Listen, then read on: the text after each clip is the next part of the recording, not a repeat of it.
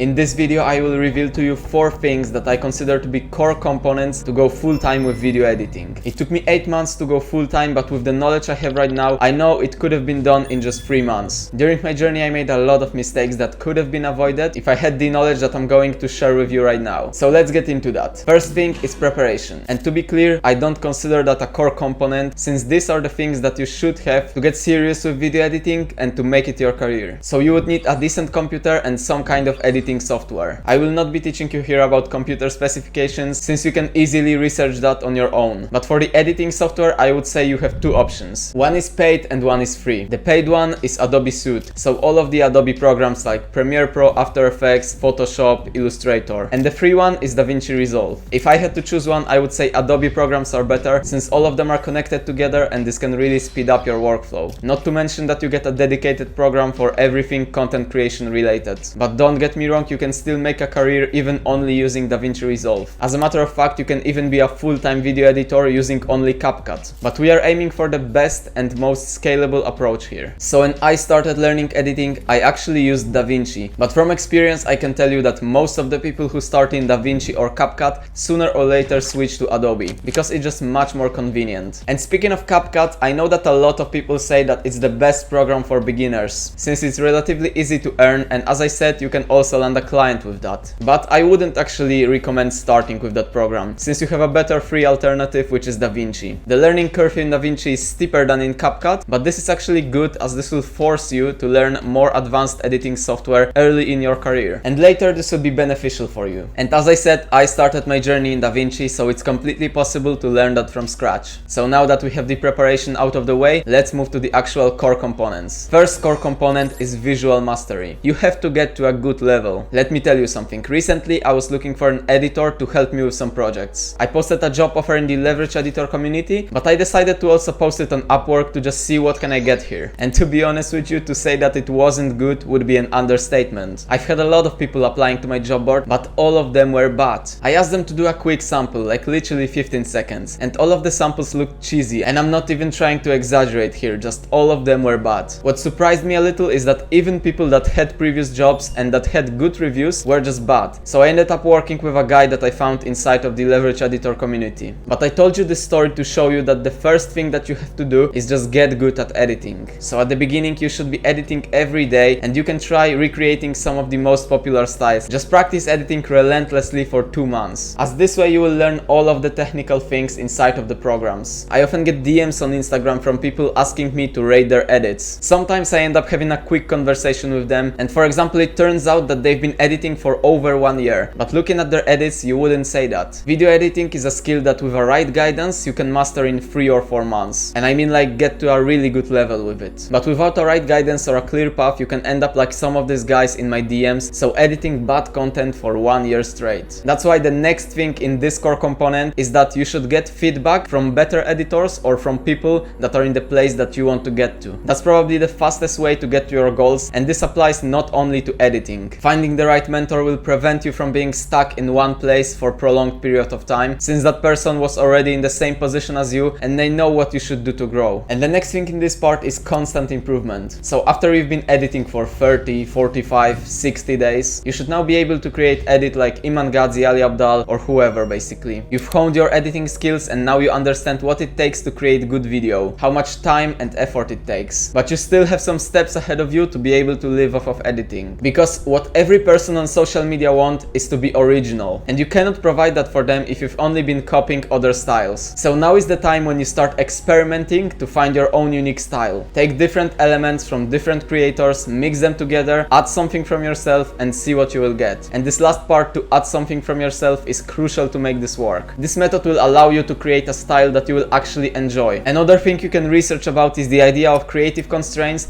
but this is a broad topic for another video, so I'm just throwing it right there. If you want to research that, you can do that. And that brings us to the second core component, which is skill stacking. Once you know how to edit and you've developed your own style, you should now start skill stacking. But what does it mean? It means that you should be more than just a video editor. Content creation has a lot of different areas like video editing, thumbnail creation, SEO, content strategy, content analysis, like ideation, scripting, and I could probably list a couple of more here. The point is that if you can master 3 or 4 of those, you will be much more than just an editor. Think about this like that: if the client wants to start on YouTube and you only edit videos for them, he still has to take care of thumbnails, scripting, ideation, content strategy, and other things that I mentioned previously. But now, if you can also do these things for your client, you will literally be able to charge 3 or 4 times more. Instead of charging $1,000 or $1,500 for just video editing, you should be able to charge $3,000 or $4,000 for taking care of their whole content. Why do you think people need real estate agents? It's not because they cannot sell or rent the property themselves. It's because at some point your time is much more valuable for you than the fact that you could save a little bit of money on some service. That's why most people that can afford it will gladly hire you and give you more money if you can take care of their whole content professionally. This way they don't have to spend time looking for different person for different tasks like thumbnail, video editing, content scripting, and all of the other things. But to be honest with you, depending on how much money you think you need to live comfortably, you don't even have to skill stack. You can just be a full-time video editor and still live off of that. I just placed this component here because I believe that this will be much faster and easier to go full-time if you just learn some more skills. And it will definitely be needed if you want to scale past $5,000 or $6,000 a month. But if you rather just want to be a video editor, be able to earn money in a creative field, and have the location freedom to work wherever you want, you will be able to achieve that with only video editing. And now moving to the third core component, which is self-respect. You might be surprised that I put that in this video, but unfortunately we live in a world where a lot of editors don't respect themselves. What I mean by that is that a lot of editors charge $5 or $10 for a short form video. I will explain to you why this pricing or sending hundreds of messages telling people that you can edit for free actually decrease your chances of landing a client. Let me paint that for you from the client's perspective. As soon as you tell the client that you charge $5 or $10 for short form video, he will automatically think that you are a cheap editor. He will think that your edits will not really be good, you will not be professional, you will not be reliable, and you will probably need a lot of corrections. And when it comes to sending hundreds messages offering to work for free, from your point of view you might be thinking that the client is getting this insane value because he is getting an editor for free. But from the client's perspective, he's actually taking a huge risk. Since he doesn't know you, he doesn't know how good you are, he doesn't know how reliable you are, he doesn't know anything about you. You are just a stranger to him, so there is no trust. And trust is probably the most important thing when it comes to business. So if the client takes the risk and he decides to hire you and you turn out to be a completely unprofessional editor, then he just wasted a lot of time on you. Because hiring as a whole takes a lot of time. You have to find somebody that is good and then you have to get him to a desired level. That's why in the corporations you have something like internships. Because the company is accepting that they are basically paying you money to learn. They know that they are losing money on you, but they just want you to be a good employee in the future. So if the client doesn't know you and he hires you, he's taking a huge risk because he doesn't know if you will be professional. And speaking of professionalism, that is the next thing that we have to talk about. You have to be more professional. After hiring an editor myself, I will tell you how most of the editors on the market look right now. Their portfolio is just a collection of random edits all put into one Google Drive link. And usually the edits are not even titled. Imagine what your client sees.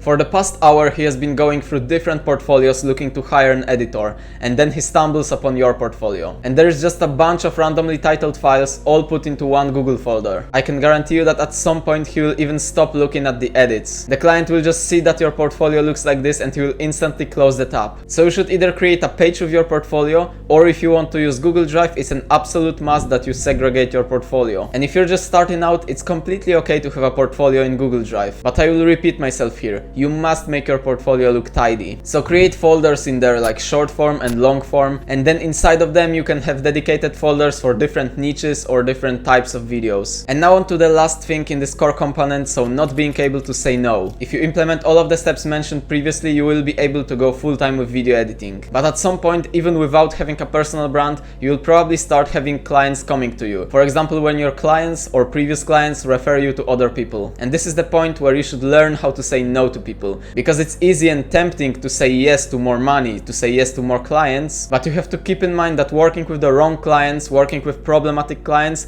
will actually make it longer for you to go full-time. You don't have to work with everybody that comes to you. Let's say, to live comfortably you need $5,000 a month. In this case, it's much better to just have two clients, one paying you $3,000 and the other paying you $2,000, than to have 5 clients, each one paying you $1,000. Looking from the operations side, each new client requires additional work work to just get things started. That's why it's better to have just 2 clients, ensuring that you deliver the best possible results for them. This approach will also allow you to have a peace of mind, as you can deliver good results for just 2 clients working like 6 to 8 hours a day. So you will not be stressed all the time and you will be able to enjoy your life, not having to work like 12 hours a day. And now on to the last core component, which is self-discipline. Discipline is such an important factor in every realm in life that I just had to put it here. You have to remember that unless you work as a full-time video editor in some company, you are becoming an entrepreneur. You are entering a business world. So if you manage to make a career as a freelance video editor or content agency owner, you will be blessed with things like location freedom, not having a boss above you, and being able to decide how much you earn. But it doesn't come without a cost.